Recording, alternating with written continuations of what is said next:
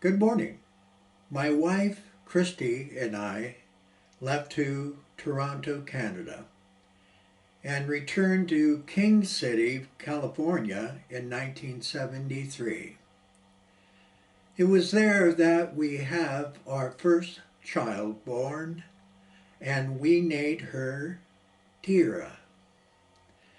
After visiting in San Diego for a while, we soon packed our luggage and moved up to British Columbia, Canada. And we were living there in the beautiful city of Vancouver for the next 8 months during 1973.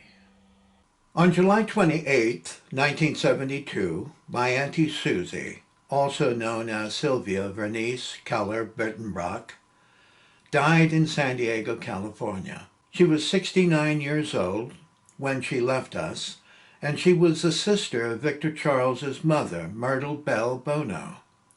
Auntie Suzy was a strong woman and a great cook. As a young man growing up, I always looked forward to seeing her walking around in her kitchen like a queen, and there was never a silent moment in her second-story beachfront house in South Mission Beach. There were never any soft-speaking conversations, but only loud and passionate arguments and laughs. I loved lying on my beach towel on her red-colored bricks in the sand that kept me warm after swimming in the cold ocean saltwater. She was one of the major pillars of the family, and everyone missed her dearly. Oscar Wilde was found guilty and was sentenced for 2 years in London's Pentonville prison. He was released from prison in 1897 after suffering greatly and was in poor health, living only about 3 years longer, and he died on November 25th, 1900, at the age of 45. I'm a playwright, and I have spent over 30 years in theater as an actor and director, and I can clearly envision my uncle Victor Charles playing the role of Oscar Wilde. I can hear his words spoken and his amazing wit bouncing off the walls of the theater, and his gentleness, posture, bringing Oscar Wilde back to life. Hollywood made a horrible mistake by not seeing and allowing what Victor Charles could have done in a motion picture of the life of Oscar Wilde. In 1972, actors in Hollywood still had to hide in dark closets in order to find the love that they wanted within their lives. On December 7, 1972, Victor Charles was performing in the production of The Men Assignment, Vienna, starring his longtime friend Robert Conrad, Rosemary Fuers, and John Erickson. And on December 17, 1972, he was performing in the television program The Mod Squad.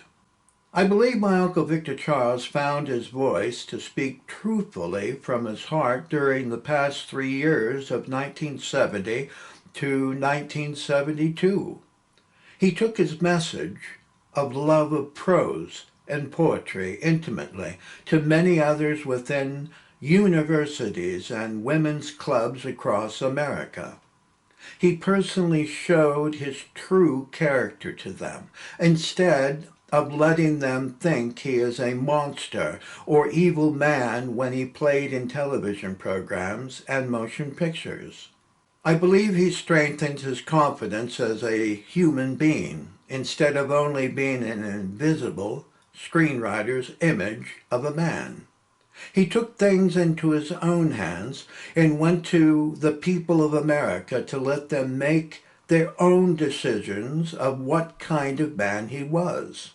In my opinion, the Academy Award nomination for Whatever Happened to Baby Jane wasn't his greatest achievement.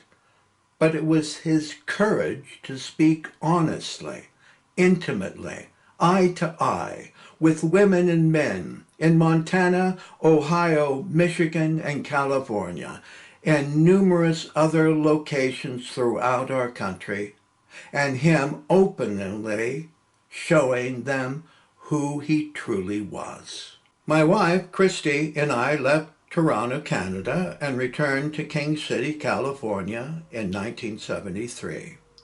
It was there that we had our first child, and we named her Kira. After visiting in San Diego for a while, we soon packed our luggage and moved up to British Columbia, Canada, and we were living there in the beautiful city of Vancouver for the next 8 months during 1973. Victor Charles was now living in Apple Valley near Victorville, California, and his father, Victor Francis, might have lived there and with my grandma, Myrt, too. The year of 1973 was a big step in the right direction for him, because he was now being cast in more television programs. I believe this good fortune stemmed greatly from his wonderful performance in Henry IV Part 1 at the Mark Taper Forum Music Center in Los Angeles, California in 1972. He was making his own way and not having to depend on his prior achievements of working with Betty Davis, Joan Crawford, Frank Sinatra, and Dean Martin. He now was a bona fide true celebrity of his own making after his last 3 years of reaching out to the public eye to eye and being close enough to be appreciated by his large stature of gentleness and intelligence. On January 21st, 1973, Victor Charles was performing his one-man show, Just We Three, at Montgomery's Women's Club Town Hall in the Kenwood Theater in Cincinnati, Ohio. On January 26, 1973, writer Carol Valentine printed his words saying, "Theater, we need each other.